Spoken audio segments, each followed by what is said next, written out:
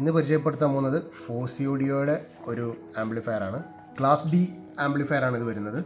അപ്പോൾ നമ്മുടെ സാധാരണ ആംപ്ലിഫയർ ഒക്കെ ക്ലാസ് എ ബി ഒക്കെയാണ്, പക്ഷേ ഇത് ക്ലാസ് ഡി ആണ്. ഡിജിറ്റൽ ടെക്നോളജിയാണ് വരുന്നത്. 3255 എന്നുള്ളൊരു ചിപ്പുണ്ട്. TPA ആണ്. അത്യാവശ്യം നല്ലൊരു റിവ്യൂ ഉള്ള ചിപ്പാണ്. അതിന് ബേസ് ആയിട്ടുള്ള ഒരു ക്ലാസ് ഡി ആംപ്ലിഫയർ ആണത്. ഇതിൻ്റെ പവർ പറയുന്നത് 300 വാട്ട്സ് ഇൻറ്റു 2 ആണ്. അതായത് ഒരു ചാനലിലേക്ക് 300 വാട്ട്സ് ആണ് വരുന്നത്. പക്ഷേ അത് ഇതിൻ്റെ കൂടെ വരുന്ന പവർ സപ്ലൈ വെച്ച് അത്ര കിട്ടില്ല. അതിന് നമുക്ക് എക്സ്റ്റേണൽ പവർ സപ്ലൈ വാങ്ങണമെന്നാണ്. നമുക്ക് ജസ്റ്റ് ഒന്ന് ഓപ്പൺ ചെയ്ത് നോക്കാം.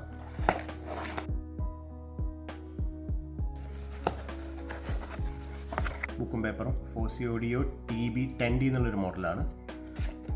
ഇതാണ് അതിൻ്റെ ആംപ്ലിഫയർ വരുന്നത്. ഒരു ഓൺ ഓഫ് സ്വിച്ച് ഉണ്ട്, treble controller, bass control and volume control. ഇത്രയാണ് ഇതിൻ്റെ ഫ്രണ്ടിൽ വരുന്നത്. ഇനി ഇതിൻ്റെ ബാക്കിൽ ഇൻപുട്ട് RC ഇൻപുട്ട്സ് വരുന്നുണ്ട്, സ്പീക്കർ ടെർമിനൽസ് വരുന്നുണ്ട്, പിന്നെ നമ്മുടെ പവർ സപ്ലൈ കൊടുക്കാറ്.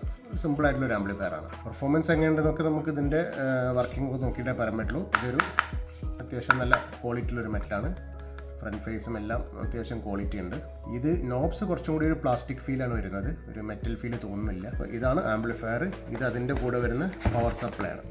ഈ പവർ സപ്ലൈയുടെ റേറ്റിംഗ് വരുന്നത് 32 വോൾട്ടാണ്. 32 വോൾട്ട് എന്ന് പറയുന്നത് ഇതിൻ്റെ കംപ്ലീറ്റ് പവർ കിട്ടുന്ന ഒരു പവർ സപ്ലൈ അല്ല. ഇതിന് ശരിക്കും ഇതിൻ്റെ റേറ്റഡ് പവർ, അതായത് 300 വാട്ട്സ് പെർ ചാനൽ, അത്രക്കൊന്നും ഉണ്ടാവാൻ ചാൻസ് കുറവാണ്. എന്നാലും 300 വാട്ട്സ് പെർ ചാനൽ എന്നുള്ളൊരു റേറ്റിംഗ് കിട്ടാൻ കമ്പനി തന്നെ പറയുന്നത് ഇതിൻ്റെ 48 വോൾട്ട് പവർ സപ്ലൈ യൂസ് ചെയ്യണം എന്നുള്ളതാണ്. ബാക്കി റിവ്യൂസും കാര്യങ്ങളും നമുക്ക് കണക്ട് ചെയ്ത ശേഷം ഉപയോഗിച്ചതിന് ശേഷം നമുക്ക് നോക്കാം.